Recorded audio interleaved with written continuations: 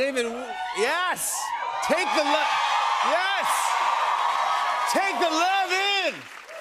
They love you. We love you. Welcome to The Tonight Show, bud. They don't even know me. Yes, they do. Thank you for being on The Tonight Show, and thank you for being, congrats on being in the #1 movie in the world, by the way. That's crazy. People tell me that. Yeah, no, yeah. You're in the #1 movie in the world. Yeah, is that at all, does it change the way you're feeling right now? When you keep saying it like that, it does sort of start to sink in. The #1 movie in the world. Not just here, the world. Yeah, Everyone saw you this weekend. Good. Enjoy it. It's crazy. But I know that you saw Superman for the first time last week. You didn't see a preview or anything. Yeah. You went to the premiere. At the premiere, yeah. And where was it? L.A. That was in Los Angeles. Yeah. At the... At the Chinese theater. Yeah, oh my gosh. Huge theater, That's big a place screen. to see it. That's what I thought. That's why I waited. I didn't want anything spoiled, so I didn't read the script. And, oh, wow. And I oh, my God. covering my eyes and ears.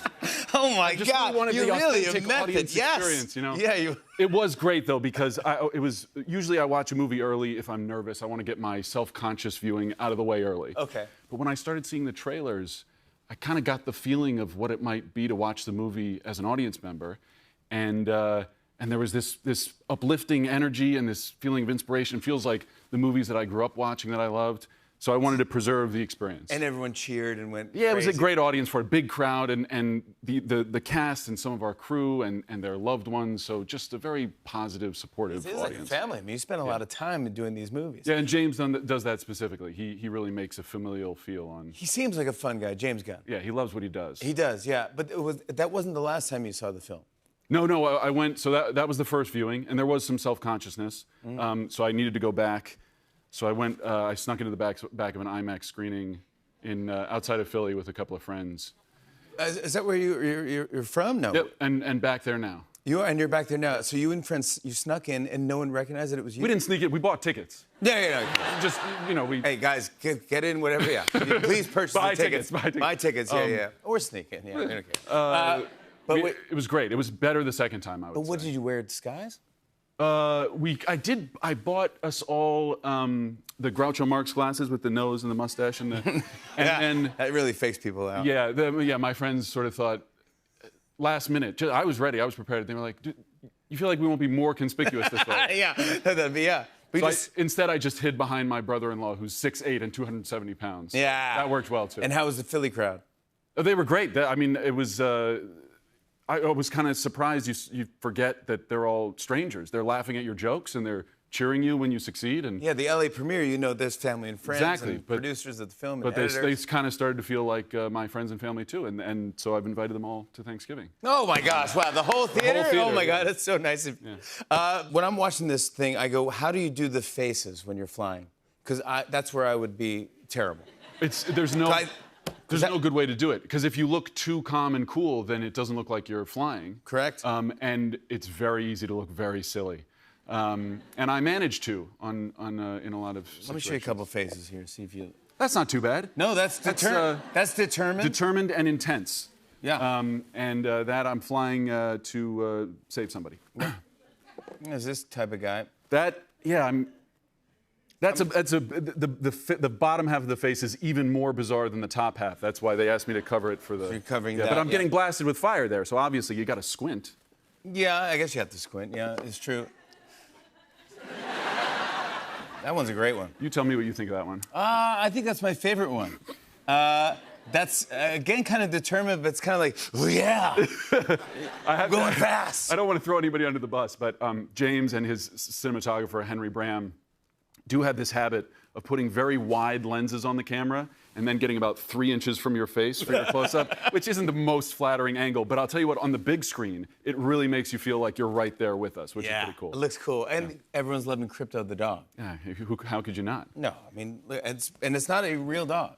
This is right? He's fully CGI in the movie, but heavily, as all great visual effects, I think, are, heavily based on a real dog. James's dog, Ozu, who he describes as the worst dog in the world. Yeah, of course. Affectionately so. Yeah. And one day he just he just thought this dog is terrorizing me and biting my feet, and what if this dog had superpowers? I'd really be screwed. Yeah. And so we got to watch a lot of videos that James had took of Ozu chasing his cat and biting his feet, and those were all references that we used and that the visual effects artist used. But what are you acting with when you're acting with Krypto? Mostly nothing. We had a couple of great motion capture actors who did a little bit of running around on all fours, but you know, which is just a regular Tuesday for them. Yeah. There's not so much. There's a lot in the movie that Krypto does that human beings can't do. So that was for just a few specific moments. Mostly, it was us asking James, sorry, what exactly is Krypto doing here? And then James getting down on all fours and really acting out how that's exactly how you direct a movie. Yes, that's what a director does. That's what a good director does. Yep, gets his hands dirty. And I know that your own dog, Ira, was on set. Yeah. A lot. My mom's dog. I only stole him from my mom, but my mom takes credit for, or gets credit for raising him. Now, was he a little upset that he wasn't cast as Krypto? Well, yeah, early on, I asked James if they were auditioning dogs. I thought he's a very well-behaved dog and he has a great look. And he's wearing the outfit, yeah. Well, he wasn't wearing the outfit. We put him in that outfit. Oh. I just thought he'd normally just put it on. Yeah. But the first week on set, this was the first set that I brought him to, and the first week on set, he sort of took turns threatening everybody's jobs. First it was me. First he was going to replace me. Oh, yeah. And then he was found in Rachel's chair, reading her lines, getting ready to take over her part. Oh, wow, sort of like, you were saying you could take over me, and Yeah. Ira was going to take over Rachel, and then he ended up sort of being more of an associate producer figure on set, giving notes and whatnot. For anyone who hasn't seen Superman yet, how do we describe what's happening in this one?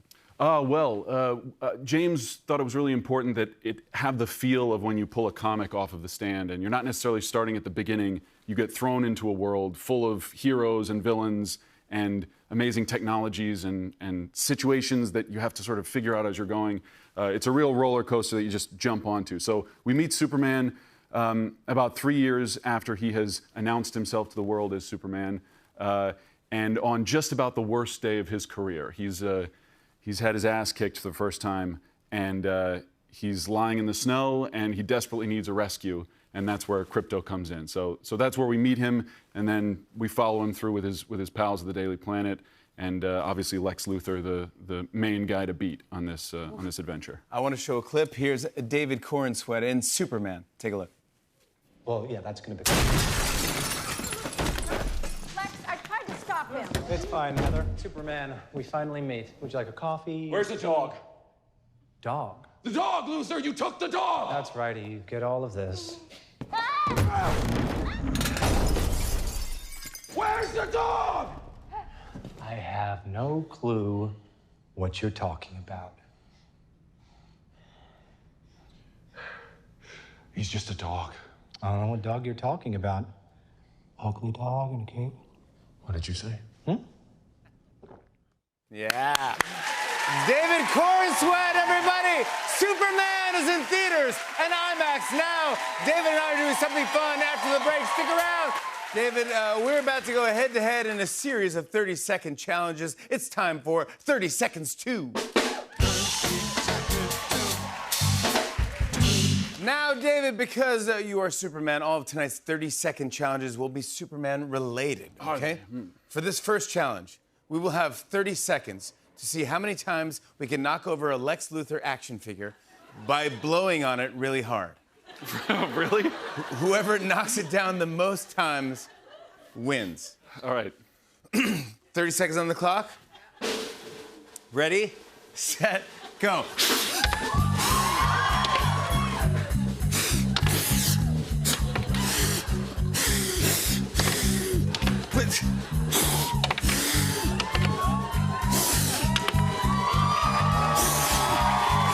He's leaning back. No, it fell back.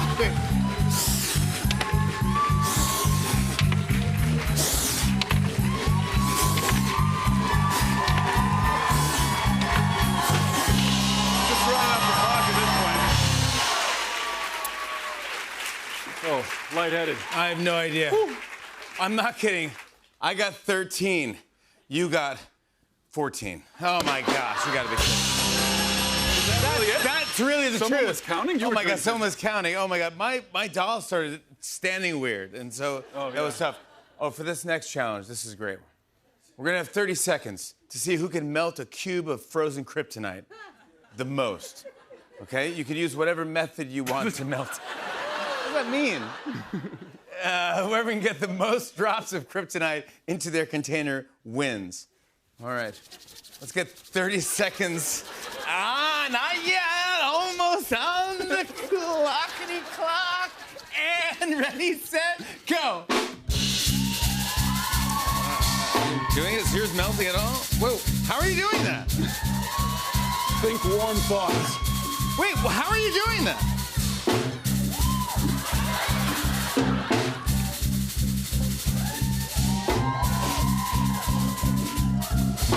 You're crushing it. Oh my God. 6 seconds left. My hands are freezing. All right, there we go. All right, let's see. Someone was very optimistic to give us this whole... Yeah, the giant beaker, like we were ever gonna get up to this level. That's hilarious. I'm gonna look at this right here. What are we thinking, bud? I mean, I'd give it to you or... We'll call it even. If you say or, yeah, I'm gonna give it to me. Let's take the win.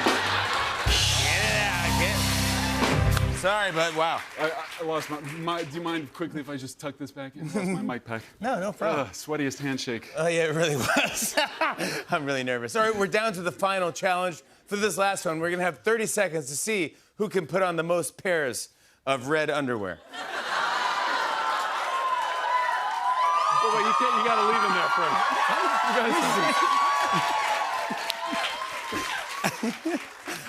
Okay. Let's 30 get seconds. 30 seconds on the clock. Where's the Ready? clock, though? Where's the clock? The clock is down there. Okay, Ready, great. set, go.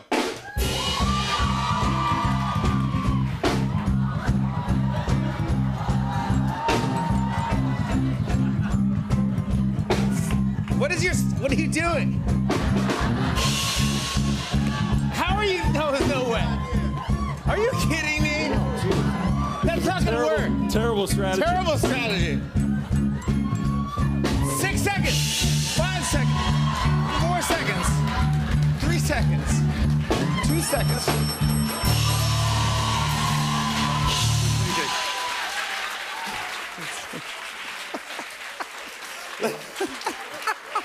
Oh my God.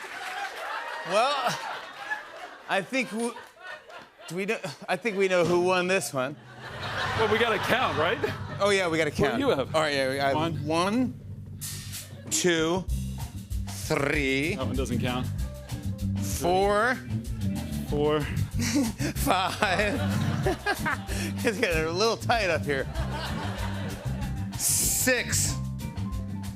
How many do you have? 5. Oh my gosh! I can't even. I gotta give it to you. Come on. He's the greatest. David Cornslet, everybody. You're the best. Congratulations on Superman. Thank you. The #1 movie. It's the biggest movie in the world, bud. Crazy. Congratulations. That's so Super good. And I saw the promoting. You did a great job promoting the movie. You went all over the world. I mean, you went to Asia, South America to promote this. Are you good with traveling? Can you just handle that and then? Yeah, I mean, I like to travel. I like Yeah. to visit different places. The fans were so amazing. They were really enthusiastic. But honestly, it's a miracle that we made it all over the world because I can't remember if I ever told you about this, but I have been suffering from a travel curse for the last 10 years. It's been so bad, Jimmy. You have a travel curse? I have a travel curse. I don't know about this. The thing is it like, okay, so I always make it. I should preface by saying I always make it where I'm trying to go, but it's never not as stressful as humanly possible to get there. Really? It's the absolute worst. Just awful. So Yeah, I mean, it was so bad. Like, literally, Peter Safran, who co-runs DC Studios, won't travel with me. Like, people don't believe. No, That's how he I'm so helped you. serious. He just said, "I'm not." He was like, "I'm not getting on a plane with you," and he didn't. Why? What happens? So it's everything. I feel like the number of times that somebody looked at me, nobody believes the curse, I should say, until they travel with me. And the number of times that somebody's looked at me and been like, "Ma'am, I'm so sorry, I've just never seen this before," is too many times. Really? Way too many times. And so Really? it's everything from, like, the first time I remember it happening, I was shooting a show in New Mexico. And I was premiering a film at Cannes, and they gave me 36 hours off the show to try to, promote this film. And I was on my way there. It was a beautiful day in May, sunny, gorgeous, New Mexico, nice air. And I got onto the highway. There's one 2-lane highway that takes you to the airport. And all of a sudden, an apocalyptic snowstorm hit. Like, I'm not kidding. Like complete whiteout. I made it, but the skin of my teeth. They probably shouldn't have let me on the plane, but I got there. That's bizarre. We went to the Paris Olympics last summer, and I was texting with the cast who was going, and everyone was like, plane's great, we just took off, and I got stuck at LAX for 8 hours. Like, baggage lost. It gets reservations lost. What do it you gets do? weirder and weirder. How do you get over it? So I was really worried, obviously, about this upcoming tour. And I got really desperate, and I started asking people if anyone knew, like, an energy healer or a past life reader. Because here's the thing: past life reader. It's a petty witch. Like, whoever put this curse on me is so petty because I always make it, but it's always so stressful. And so a friend of mine gave me. No. Listen, this is real, you guys, and very serious. No, we're laughing at something else. We're laughing at something else. Sorry, we're not laughing at you. We're laughing with you. Thank you. Yeah. And so I called a witch and brought her to my house. No. Yeah, I called a witch. I brought her to my house. She brought a wishing well and a wand, and she signed an NDA. Most importantly. Yeah. And we tackled the curse together. This is unbelievable. So Yeah. you have a wishing well. There was a and wishing a wand, well. and you say, "I want to a magic wand. travel." She asked me about my trauma. Yeah. And I told her all about it. My travel trauma, This I should is say, not the rest of it. unbelievable. Yeah. Yeah, she's not a therapist. Yeah. Well, she's a travel witch, healer person. Wonder if they get a lot of work, those people. Yeah. She seemed pretty skilled and ready to take it on. So Did it work? More importantly. I'm happy to report that it worked. Wow, this is unbelievable. This is I made it around big. the world, and I'm here, and I believe in witches and curses now. Now you believe in it. Yeah. Good for you. Yeah, and you should too. I do now too. If you need a gal, I've got one, Joe. Yeah, I'm going to call it. If I sign the NDA. Yeah. Let's talk about this. You're Lois Lane in Superman. Yeah. I mean, this is the most famous. This is iconic. Yeah. Do you get nervous when you're auditioning for this type of role and you're like, I don't know, or did you know that you got it?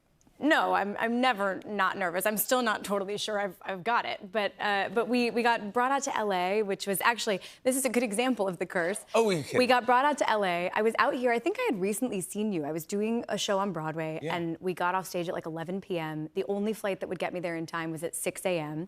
So I got to the airport. I got there early, and the flight starts getting delayed. And I just had a bad feeling about it because curse. And so I went to the gate agent. It's so real, you guys, I swear. This is not a made-up story. It's not a made-up story. I went to the gate agent. I was like, level with me. Is this flight going to take off? Yeah. I had a bad feeling, and she was like, no, the flight's getting canceled. So I didn't know what to do. Everyone was asleep in LA. I panicked, and I started calling another airline, trying to get on another flight that was an hour later. But at this point, we'd wasted so much time. The flight was delayed and delayed. And so I'm running through the airport on the air train on the phone, trying to get on this other flight. And as I'm trying to book this ticket, it sells out from underneath me. And so I'm now running back the other direction because the next flight that takes off is back on the airline I came from. So I'm in the security line again. And as I'm in the security line booking this flight, the flight gets delayed again. Rachel. So at this point, I'm running back the other way. And by the way, I chat GPT'd this. JFK is 39 football fields large. Yeah, so it was a very long exercise-filled morning running back and forth through JFK. I finally, as I'm on the air train, I get through. I get a seat on this flight that I'm now going to be an hour and a half late for this audition for. I made it on by the skin of my teeth, but I got there. And you got right to the audition. I got there, and honestly, I feel like the chaos that came with me after what I'd been through that morning must have felt so Lois Lane coded or something because it worked out just fine. Yeah, you crushed it. You're so good in it. Thank you. You're fantastic. It worked. You got the gig. I made it, And you now know? you can travel. It's all good. You got the witch. It all I'm makes sense. fixed. I'm cured. Yeah, Thank you, life witch. is great. Thank you. All right. I want to show everyone a clip. Here's Rachel Brosnahan in Superman. Take a look at this. Show me. You show me what ties there are between Moravia and this hammer. Yeah, see, Superman did say he thought the hammer might be faking a Moravian accent. Superman said that. Yeah, I interviewed him right afterwards. Great guy. You know, it's funny that you keep getting all these interviews with Superman, Clark. I don't think there's anything funny about good journalism, Lois. Uh-huh.